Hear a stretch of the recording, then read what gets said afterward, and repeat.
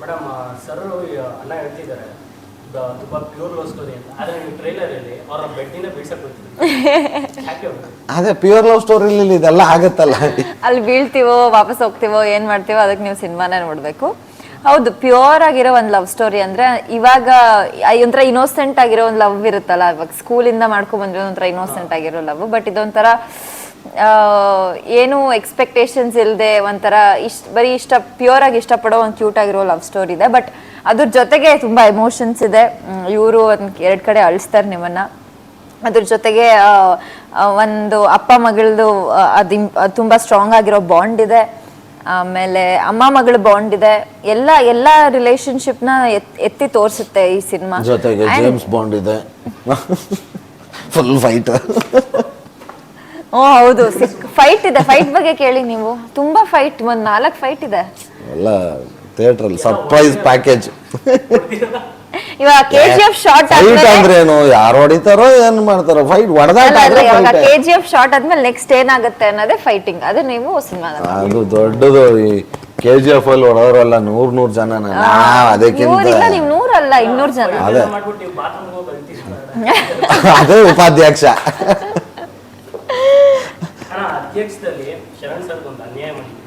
ಏನು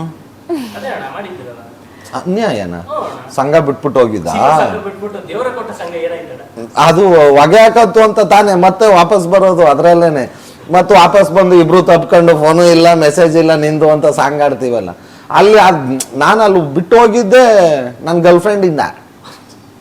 ಅವಳು ಇಲ್ಲ ನೀನು ಉಪಾಧ್ಯಕ್ಷ ಆಗ್ಬೇಕು, ಇಲ್ಲ ನೀನು ಅಧ್ಯಕ್ಷ ಆಗ್ಬೇಕು ಅಂದಾಗ ನಾನು ಶರಣ್ ಸರ್ನ ಕೇಳಿದಾಗ ಅವ್ರು ಏನ್ ಬೇಕಾದ್ರೆ ಬಿಡ್ತೀನಿ, ಅಧ್ಯಕ್ಷ ಸ್ಥಾನ ಬಿಡಲ್ಲ ಅಂದಾಗ ಇವಳನ್ನ ಕರ್ಕೊಂಡು ಬೇರೆ ಸಂಘ ಮಾಡಿದೆ. ಅದು ಫ್ಲಾಪ್ ಆಯ್ತು. ಅಷ್ಟ್ರಲ್ಲಿ ಇವಳು ಬೇರೆ ಮದುವೆ ಮಾಡ್ಕೊಂಡು ಹೋಗ್ಬಿಡ್ತಾಳಲ್ಲ. ಹೋಗೇನೆ ಫೋನು ಇಲ್ಲ ಮೆಸೇಜ್ ಇಲ್ಲ ಅನ್ಕೊಂಡಿರೋದು. ಅದಕ್ಕೆ ನಾನು ಅಲ್ಲೇ ಡಿಸೈಡ್ ಆಗ್ಬಿಟ್ಟೆ, ಬೇಡಪ್ಪ ಅಧ್ಯಕ್ಷರು ಅವರೇ ಇರಲಿ, ನಮ್ಗೆ ಅಧ್ಯಕ್ಷ ಸ್ಥಾನ ಬೇಡ ಅಂತ. ಇದರಲ್ಲೂ ಉಪಾಧ್ಯಕ್ಷನೇ ಆಗಿರೋದು, ಅದಕ್ಕೆ ಅಧ್ಯಕ್ಷರು ಅವರೇ ಇದ್ರಲ್ಲೂ. ಹೌದು. ಏನಕ್ಕೆ ಅಂದ್ರೆ ಈಗ ಅಣ್ಣ ತಮ್ಮದಿರೇ ಕಷ್ಟಕ್ಕಾಗೋದು, ಸ್ನೇಹಿತರುಗಳೇ ಕಷ್ಟಕ್ಕಾಗೋದು. ಹಂಗಿದ್ದಾಗ ಅಧ್ಯಕ್ಷರು ಉಪಾಧ್ಯಕ್ಷರಿಗೆ ಅಧ್ಯಕ್ಷರೇ ಬಂದು ಸಪೋರ್ಟ್ ಮಾಡ್ತಾರ, ಫೈಟ್ ಮಾಡ್ತಾರ, ಇಲ್ಲ ಇಬ್ರು ಸೇರ್ಕೊಂಡು ಹೊಡಿತೀವ, ಯಾಕೆ ಬರ್ತಾರೆ ಅನ್ನೋದೇ ಸರ್ಪ್ರೈಸ್. ಎಲ್ಲ ಆಲ್ ಸ್ಟಾರ್ಸ್ ಮಾಡೋರು ಸರ್ ನಮ್ಮ ಪಿಕ್ಚರ್ ಅಲ್ಲಿ. ಯಾರು ಮಾಡಿಲ್ಲ ಅಂತ ಕೇಳಿದ್ರಿ, ಎಲ್ಲಾ ಸ್ಟಾರ್ಸ್ಗಳು ಮಾಡಿದ್ದಾರೆ, ಎಲ್ಲರೂ ಮಾಡಿದ್ದಾರೆ.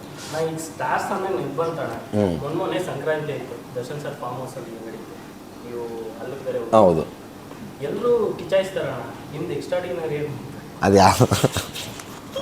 ಅದು ನನ್ನ ವಿಡಿಯೋ ತೋರಿಸಿದ್ರಲ್ಲ ಅದು ನಮಗೆ ಏನ್ ಗೊತ್ತಾ, ಹಸುಗಳೆಲ್ಲ ಆರ್ಬಿಡ್ತವೆ ಆಯ್ತಾ, ಅವು ಬೆಂಕಿಗೆ ಎದ್ರ. ನನ್ ಏನ್ ಮಾಡ್ಬಿಟ್ಟವ್ರೆ, ಇದು ಟಗರು ಕೊಟ್ಬಿಟ್ಟವ್ರೆ. ಅಲ್ಲ ಅದು ಓಡ್ ಬಂತು ಜೋಶಲ್ಲಿ, ಅಲ್ಲಿಂದ ಓಡ್ ಬಂದ್ರು. ಬೆಂಕಿ ಕಂಡ ತಕ್ಷಣ ಸ್ವಲ್ಪ ಹಿಂದೆ ಹೋಯ್ತದು. ಅದಕ್ಕೆ ನಾನ್ ಮುಂದೆ ಹೇಳ್ಕೊಂಡು ಆರ್ಸನ ಅಂದ್ಬಿಟ್ಟು ಮುಂದೆ ಬಂದೆ, ಬೆಂಕಿ ಹತ್ರಕ್ಕೆ ಬಂದ್ಬಿಟ್ಟೆ. ನಾನು ಹೇಳಿದ್ರು ಬರ್ತಾನೆ ಇಲ್ಲ, ಸುಟ್ಬಿಡ್ತು. ನಾನು ತಲೆಯಲ್ಲಿ ಓಡ್ಲೇ ಇಲ್ಲ, ಬಿಟ್ಬಿಟ್ಟು ಹಿಂದಕ್ಕೆ ತಾನೇ ಓಡ್ಬೇಕು. ನಾನ್ ಕಿಚ್ಚಾದೆ. ಅಯ್ಯೋ ಕತೆ ಸಖತ್ತಾಗಿತ್ತು. ಯಾಕಂದ್ರೆ ಅವರು ಅಲ್ಲಿ ಎಲ್ಲಾ ಪ್ರಾಣಿಗಳು ಇದಾವಲ್ಲ, ಹಸುಗಳು, ಕುರಿ, ಆಮೇಲೆ ಈ ಎತ್ತುಗಳಲ್ಲೇ ಅದು ಎಂತೆಂಥದ್ದು ವೆರೈಟಿ ಎತ್ತುಗಳವೆ. ಯಾವ್ದು ಆ ಊರ್ದು ಈ ಊರ್ದು ಎಲ್ಲ ಎತ್ತುಗಳಿದೆ, ಕುದುರೆಗಳಿದೆ. ಅದೇನೋ ಹೆಸರು ಹೇಳಿದ್ರು ಅದ್ರದ್ದು, ಯಾವ್ದೋ ಜಾತಿ ಅದು. ಸಖತ್ತಾಗಿದ್ದಾವೆ. ಅವೆಲ್ಲ ಮಾಡ್ಬೇಕು ಆ್ಯಕ್ಚುಲಿ. ಈ ನಮ್ಮದು ಹಬ್ಬಗಳು, ನಮ್ಮ ಸಂಸ್ಕೃತಿ ಅದೆಲ್ಲ ಈಗ ಮೊದಲು ಇದ್ದಿದ್ದ ಥರ ಹಬ್ಬಗಳಲ್ಲಿ ಈಗ ಚೂರು ಕಡಿಮೆ ಆಗ್ತಾ ಬರ್ತಾ ಇದೆ. ಎಲ್ಲ ಮಾಡ್ರನೈಸ್ ಆಗೋಗ್ತಿದೆ. ಯಾರು ಪೂಜೆ ಆವಾಗ ಒಂದು ಹಬ್ಬ ಅಂದ್ರೆ ಒಂದು ಸಂಭ್ರಮ ಇರೋದಲ್ಲ, ಅದೆಲ್ಲ ಕಾಣಲ್ಲ ಇವಾಗೆಲ್ಲ. ಬೇರೆ ಬೇರೆ ಥರದ ತಲೆಯಲ್ಲಿ ಯೋಚನೆಗಳು ಮಾಡಿಕೊಂಡು ಸೊ ಇದ್ದಾಗ ನಾವು ಮಾಡಬೇಕು, ಅದು ನಮ್ಮ ಧರ್ಮ ಅಲ್ವಾ. ನಂಗಂತೂ ಖುಷಿ. ನಾನು ಪ್ರತಿ ವರ್ಷ ಮಾಡ್ತೀನಿ. ನಾವು ಸಂಕ್ರಾಂತಿ, ಯುಗಾದಿ ಯಾವೊಬ್ಬನೂ ನಾವು ಮಿಸ್ ಮಾಡಲ್ಲ. ಅದು ಊರಿಗೋಗಿ ಪೂಜೆ ಗೀಜೆ ಮಾಡಿಕೊಂಡು. ಸಂಕ್ರಾಂತಿ ಹಬ್ಬ ಇಲ್ಲ, ಊಟ ಮಾಡಿ ಮಲ್ಕೊಂಡಿದ್ದೆ. ಹಿಂದಿನ ದಿನ ನಮ್ಮ ಟ್ರೇಲರ್ ಲಾಂಚ್ ಆಗಿತ್ತು. ಅಲ್ಲ, ಅದು ಕಿಚ್ಚಾಯಿಸೋದು ಅದು ಇದೆಲ್ಲ ಅದು ರೈತರುಗಳಿಗೆ.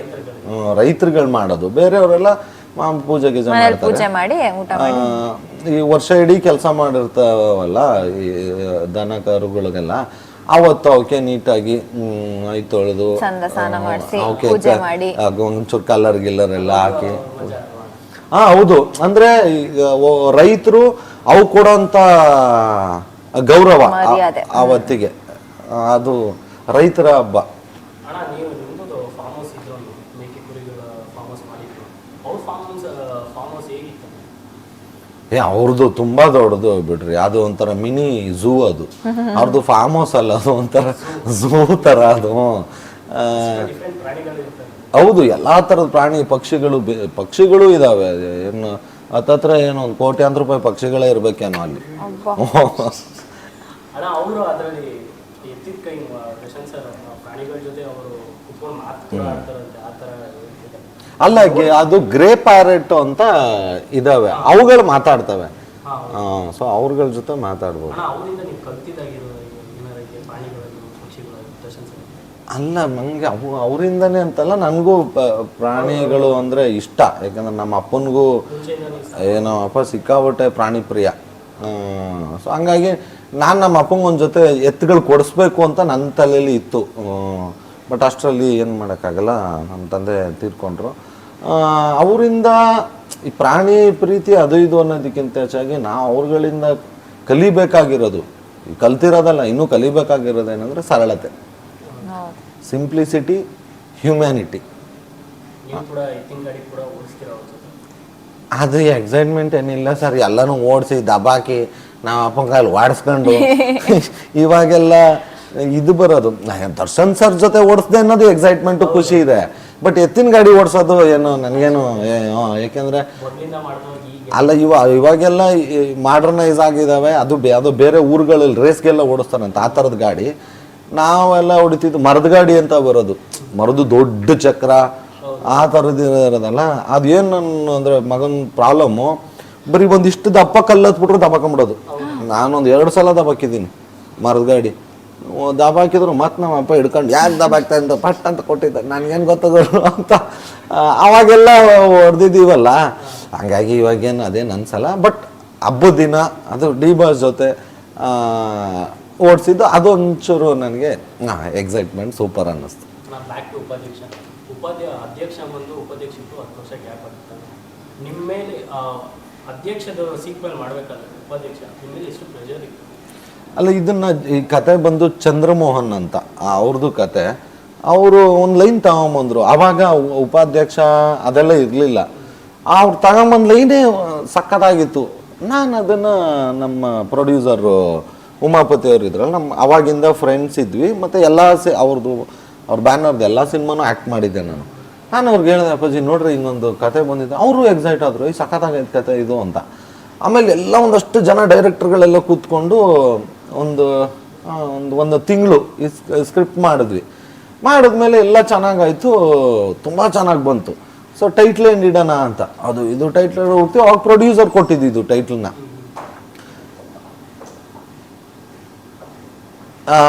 ಪ್ರೊಡ್ಯೂಸರ್ ಈ ಉಪಾಧ್ಯಕ್ಷ ಅಂತ ಇಡೋಣ ಅಂತ. ಅಲ್ಲಿದ್ದಿದ್ದು ಎಲ್ರಿಗೂ ಟೈಟ್ಲು ಸಖತ್ ಇಷ್ಟ ಆಗೋಯ್ತು, ಈ ಉಪಾಧ್ಯಕ್ಷ ಸಖತ್ತಾಗಿರುತ್ತೆ ಅಂತ. ಲೈನು ಉಪಾಧ್ಯಕ್ಷಗೆ ಸೂಟ್ ಆಗ್ತಿದೆ, ನಾವು ಮಾಡಿರೋ ಸೀನ್ಗಳು ಸೂಟ್ ಆಗ್ತಿಲ್ಲ. ತಿರ್ಗಾ ಮತ್ತೆ ಕೂತ್ಕೊಂಡು ತಿರ್ಗಾ ಇನ್ನೊಂದು ರೌಂಡು ಎಲ್ಲ ಅಧ್ಯಕ್ಷಗೆ ಟನ್ ಮಾಡಿ ಆಮೇಲೆ ತುಂಬ ಚೆನ್ನಾಗಿ ಬಂತು. ಎಲ್ಲರೂ ಕಿತ್ತಾಡ್ಕೊಂಡು ಜಗಳಾಡ್ಕೊಂಡೆಲ್ಲ ಮಾಡಿದ್ದೀವಿ. ಸೊ ಹಂಗೆ ಶುರು ಆಯಿತು. ಜವಾಬ್ದಾರಿ ಅನ್ನೋದು ಸ್ಟಾರ್ಟಿಂಗ್ ಡೇಯಿಂದನೇ ತಲೆ ಮೇಲೆ ಬಿತ್ತು. ಬಟ್ ಖುಷಿ ಆಗುತ್ತೆ ನನಗೆ. ಬೇರೆ ಡೈರೆಕ್ಟ್ರು ಈಗ ಅನಿಲ್ ಅಂತ ಡೈರೆಕ್ಟ್ರು, ಬೇರೆ ಡೈರೆಕ್ಟ್ರು ಪ್ರೊಡ್ಯೂಸರ್ ಇದ್ದಿದ್ರೆ ಮೇ ಬಿ ನನಗಿಷ್ಟೊಂದು ಜವಾಬ್ದಾರಿ ಸಿಗ್ತಿರ್ಲಿಲ್ಲ ಅನ್ಕೊತೀನಿ.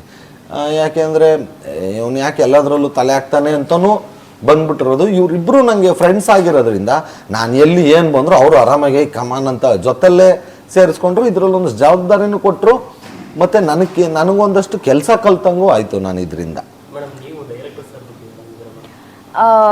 ಅದೇ ನೀವು ಹೇಳ್ದಾಗೆ ತುಂಬ ಇಂಪಾರ್ಟೆಂಟ್ ಆಗಿರೋ ರೋಲ್ ಅಲ್ವಾ. ಸೊ ಡೈರೆಕ್ಟ್ರು ನನಗೆ ಆ ಸ್ಪೇಸ್ ಕೊಟ್ಟರು. ಅಂದರೆ ಅಂದರೆ ಇವಾಗ ಕೆಲವ್ರು ಜನ ಹೇಗಿರ್ತಾರೆ ಅಂದರೆ ಅವ್ರು ಹೇಳಿರೋ ಸ್ಕ್ರಿಪ್ಟಲ್ಲಿ ಹೇಗಿರುತ್ತೆ ಅದೇ ಥರ ಮಾತು ತಗೋಬೇಕು, ಇಲ್ಲಾಂದರೆ ಅದೇ ರೀತಿಯಲ್ಲಿ ಮಾತಾಡಬೇಕು, ಅದೇ ಒಂದು ಕೆಲವು ಸ್ಪೆಸಿಫಿಕೇಶನ್ಸ್ ಇರುತ್ತೆ. ಬಟ್ ಅವ್ರು ನನಗೆ ಯಾವ ಸ್ಪೆಸಿಫಿಕೇಶನು ಇಡಲಿಲ್ಲ.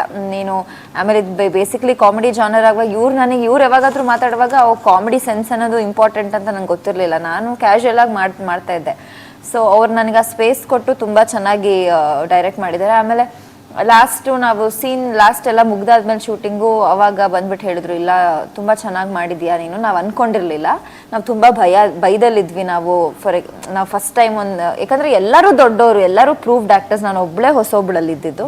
ಸೊ ಅವಾಗ ಅವ್ರು ಬಂದ್ಬಿಟ್ಟು ಹಂಗೆ ಹೇಳಿದಾಗ ಖುಷಿ ಆಯಿತು. ಸರಿ, ಈಗ ಒಂದು ಚಿಕ್ಕದಾಗ ಒಂದು ರ್ಯಾಪಿಡ್ ಫೈರ್.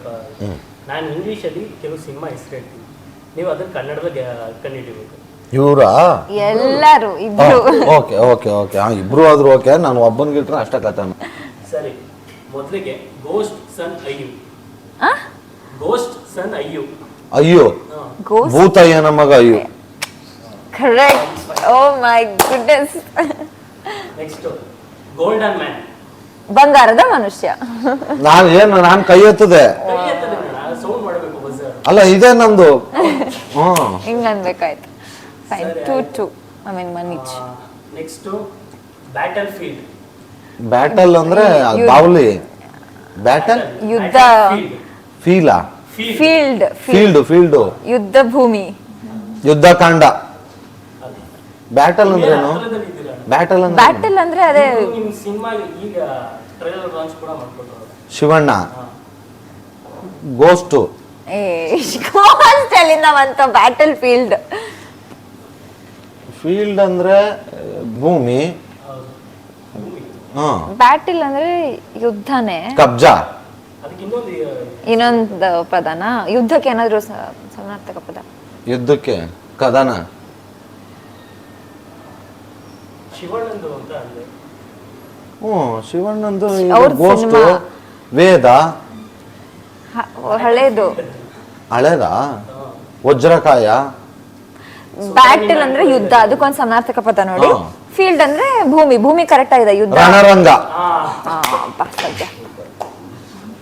ಸರಿ, ಕಿಂಗ್ ಟೈಗರ್. ರಾಜಾಹುಲಿ. ಮೇಡಮ್ ನೀವು ಎಸ್ಆರ್ ಫ್ಯಾನ್ ಅಂತೀರ, ಒಂದು ಅವ್ರು ಹೇಳ್ಬಿಟ್ರು. ಸರಿ, ನೆಕ್ಸ್ಟ್ ಸ್ಕ್ವಯರ್. ಚೌಕ. ನಾನೇ ಹೇಳಿದ್ದು. ಪರವಾಗಿಲ್ಲ, ಅವ್ರಿಗೆ ಎದ್ರು ನನಗೆ ಎದ್ರೆಲ್ಲ ಬಂದೆ. Crore man 2. ಕೋಟಿಗೊಬ್ಬ 2. ಫಿಯರ್ಲೆಸ್ ಬಾಯ್. ಅಂಜದ ಗಂಡು. ಅಣ್ಣ ಕಿಂಗ್. ರಾಜ. ಅದ ಹತ್ರ ಇದೆ. ಚಕ್ರವರ್ತಿ. ಅಣ್ಣ ಅದೇ ಕರೆಕ್ಟ್. ಇದ್ರಲ್ಲಿ ಈ ಸಿನಿಮಾದಲ್ಲಿ ಮಾಡಿದ್ದೀರ. ಹೇಳಬೇಕು ಇವಾಗ. ಕರೆಕ್ಟ್ ಅಣ್ಣ. ಇನ್ನೊಂದು ವರ್ಡ್ ಸೇರ್ಕೊಳ್ಳುತ್ತೆ. ಅಣ್ಣವರು ಮಾಡಿದ್ದಾರೆ, ಅಪ್ಪು ಸರ್ ಮಾಡಿದ್ದಾರೆ. ರಾಜ್ಕುಮಾರ. ಕಿಂಗ್ಸ್ ಅನ್ನು ಅದು. ರಾಜಕುಮಾರ. ಕಿಂಗ್ ಕುಮಾರ. Last vice president. ಉಪಾಧ್ಯಕ್ಷ. ಈ ರೌಂಡ್ ಅಲ್ಲಿ ಚಿಕ್ಕಣ್ಣ ಅವರು ಮಲ್ಲಿಕಾ ಮ್ಯಾಮ್ ಸೋಲ್ಸ್ ಗೆದ್ದಿದ್ದಾರೆ. ಹೌದು. ಇದೇ ಖುಷಿ ಇದೆ ಅಣ್ಣ. ಇನ್ನೇನು ಸಿನಿಮಾ ಹತ್ರ ಬರ್ತಿದೆ ಅಣ್ಣ. ಒಂದು ಏನು ಹೇಳಕ್ಕೆ ಇಷ್ಟಪಡ್ತೀನಿ ಅಂದರೆ, ಅಧ್ಯಕ್ಷದಿಂದ ಉಪಾಧ್ಯಕ್ಷದವರೆಗೂ ನಿಮ್ಮ ಜರ್ನಿ ಅಂತ ತೊಗೊಂಡ್ರೆ ನಿಮ್ಗೆ ಹೇಗೆ ಅನ್ಸುತ್ತೆ ಅಣ್ಣ? ಈಗೆಲ್ಲ ಬಂದಿರ್ತೀವಿ ಅಂತ ಪ್ರತಿಯೊಬ್ಬ ಮನುಷ್ಯನಿಗೂ ಅನ್ಸುತ್ತೆ, ಎಷ್ಟೆಲ್ಲ ಜರ್ನಿ ಮಾಡಿರ್ತೀವಿ ಅಂತ. ನಿಮ್ಗೆ ಹೇಗೆ ಅನಿಸ್ತೀವಿ? ಅಧ್ಯಕ್ಷದಿಂದ ಉಪಾಧ್ಯಕ್ಷ ಅಂತಲ್ಲ, ಸಿನಿಮಾ ಕಿರಾತಕದಿಂದ ಶುರುವಾಗಿದ್ದು ಸಿನಿಮಾ ಇಂಡಸ್ಟ್ರಿ. ಇದು ಅದಾದಮೇಲೆ ಒಂದು ಸಿನಿಮಾ ಮಾಡಿದೆ, ಓಕೆ ಅಂದ್ಕೊಂಡು ಅಷ್ಟೇ ಇದ್ದಿದ್ದು. ಬಟ್ ಅದಾದಮೇಲೆ ರಾಜಹುಲಿ ಸಿಕ್ತು, ರಾಜಹುಲಿಯಿಂದ ಅಧ್ಯಕ್ಷ ಸಿಕ್ತು. ಅದಾದಮೇಲೆ ತಿರ್ಗೆ ನೋಡಲಿಲ್ಲ ಬಿಡ್ರಿ. ಒಂದಷ್ಟು ವರ್ಷ ಸಿನಿಮಾಗಳು ಮಾಡ್ಕೊಂಬಂದೆ. ಇದಕ್ಕೆಲ್ಲ ಕಾರಣ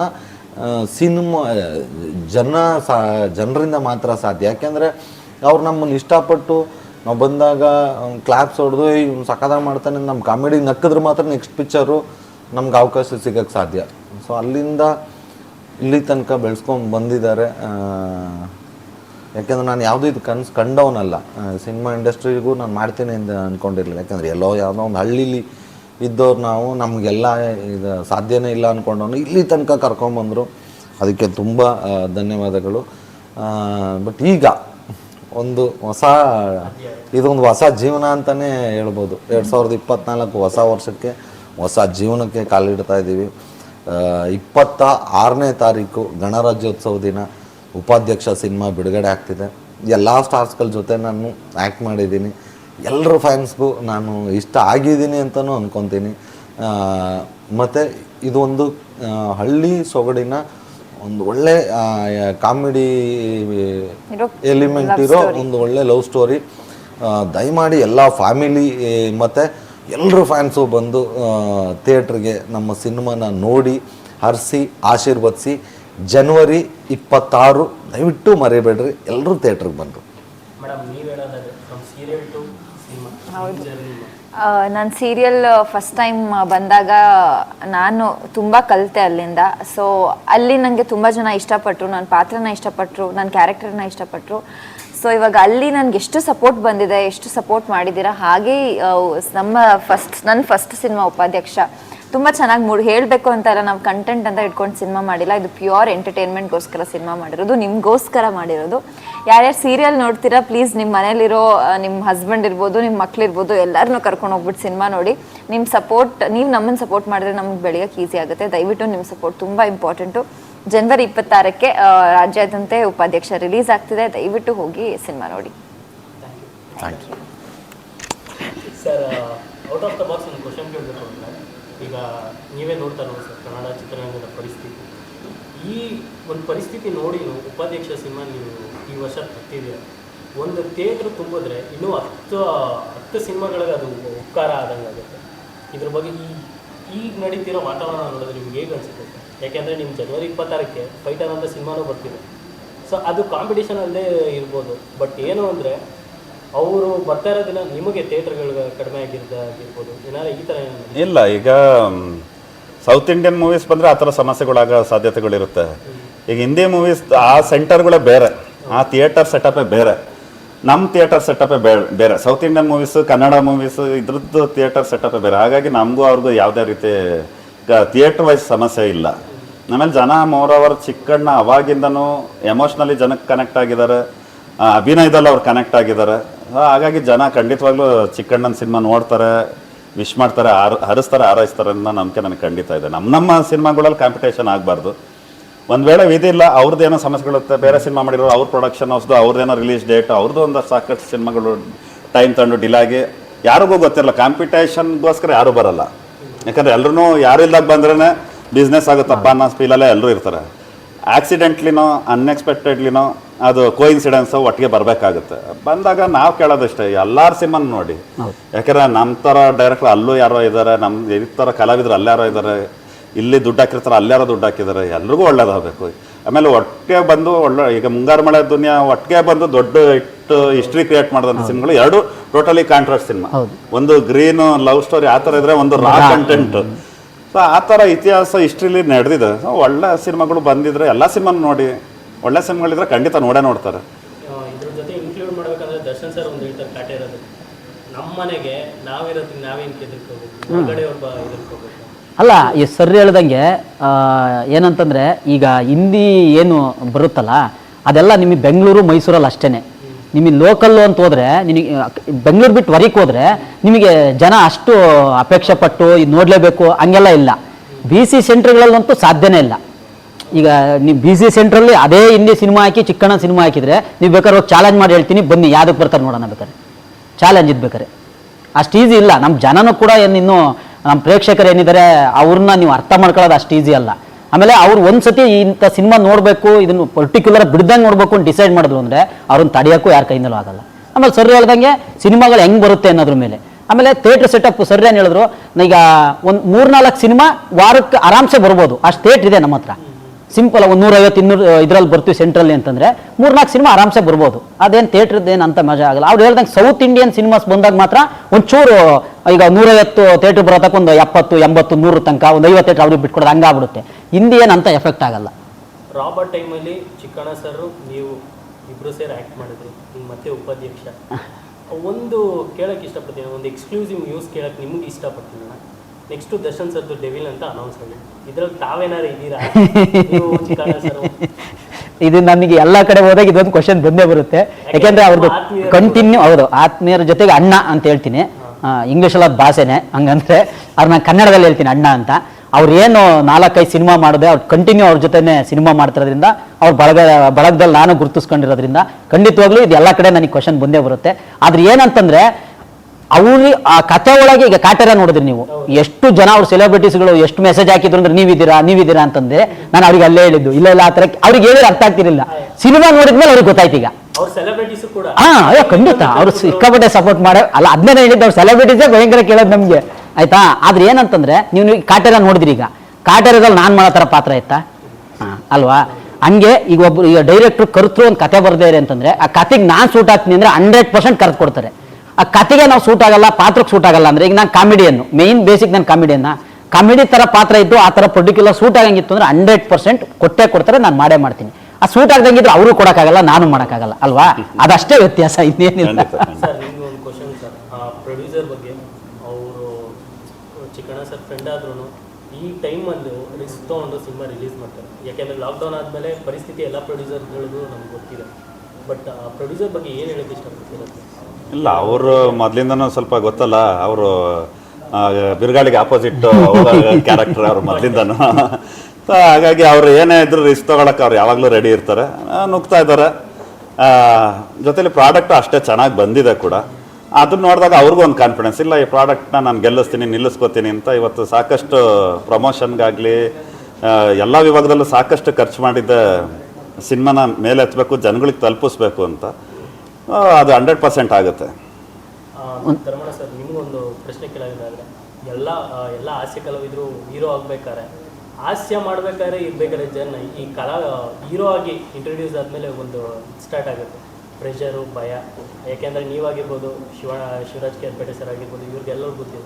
ಈಗ ಚಿಕ್ಕಣ್ಣ ಸರ್ ಅವರು ಉಪಾಧ್ಯಕ್ಷ ಟೈಮಲ್ಲಿ ಈಗ ಹೇಳೋದು ಕುತ್ಕೊಂಡು ಮಾತಾಡ್ಬೇಕಾದ್ರೆ, ಇಷ್ಟು ದಿವಸ ಇರಲಿಲ್ಲ, ಈಗ ನರ್ವಸ್ನೆಸ್ ಸ್ಟಾರ್ಟ್ ಆಗಿದೆ ಅಲ್ಲ, ಆಗುತ್ತೆ. ಬರ್ತಾ ಆ ಒಂದು ಫೀಲಿಂಗ್, ಆ ಒಂದು ಕ್ಷಣ ನಮ್ಮ ಲೈಫ್ ಟೈಮಲ್ಲೇ ಮೆಮೊರಿಯಾಗಿ ಉಳ್ಕೊಳ್ಳುತ್ತೆ. ಆ ಕ್ಷಣ ಇದ್ರ ಬಗ್ಗೆ ನಾವು ತುಂಬ ಡಿಸ್ಕಷನ್ ಮಾಡಿದ್ವಿ. ನಾನು ಚಿಕ್ಕಣ್ಣ ಸರ್ ಒಂದು 2 ಅವರ್ ಫೋನಲ್ಲಿ ಮಾತಾಡಿದ್ದಾರೆ. ನಾನು ಅವರು ರಾಜು ಹೋಗೋ ಟೈಮಲ್ಲಿ ನನಗೆ ಅಷ್ಟು ಟೆನ್ಷನ್ ಆಗ್ತಿತ್ತಲ್ವಾ, ಆ ಟೆನ್ಷನ್ ಅವ್ರ ಹತ್ರ ಹಂಚ್ಕೊಂಡಿದ್ದೀನಿ ಕೂಡ. ಅವರು ನಂಗೆ ಹೇಳಿದ್ದಾರೆ, ಹಂಗಾರೆ ಉಪಾಧ್ಯಕ್ಷ ಇದ್ದು ನನಗೆ ಫಿಕ್ಸಾ, ಲಾಲು ಹಾಗೆ ರಿಸ್ಟೇಜ್ ಹೆಂಗೆ ತಗೋಬೇಕ ಅಂತ. ಅದೇನಂತಂದರೆ ಅದರಲ್ಲಿ 2 ಇದೆ. ಒಂದು, ಇಷ್ಟು ಜವಾಬ್ದಾರಿನ ಹೆಗಲ ಮೇಲೆ ಹಾಕೊಂಡು ಹೋಗೋದು ಅಷ್ಟು ಈಸಿ ಅಲ್ಲ ಒಂದು. ಆಮೇಲೆ ಹೀರೋ ಆಗ್ತಿದ್ದಾರೆ, ಒಂದು ಖುಷಿ ಇದೆ. ಆ ಖುಷಿ ಅದಿದೆಯಲ್ಲ ಅವರು ಅನುಭವಿಸ್ಬೇಕು. ಅದು ನಿಮಗೆ ಪದಗಳಲ್ಲಿ ಎಕ್ಸ್ಪ್ಲೇನ್ ಮಾಡೋಕ್ಕೆ ಸಾಧ್ಯನೇ ಇಲ್ಲ ಆಯ್ತಾ.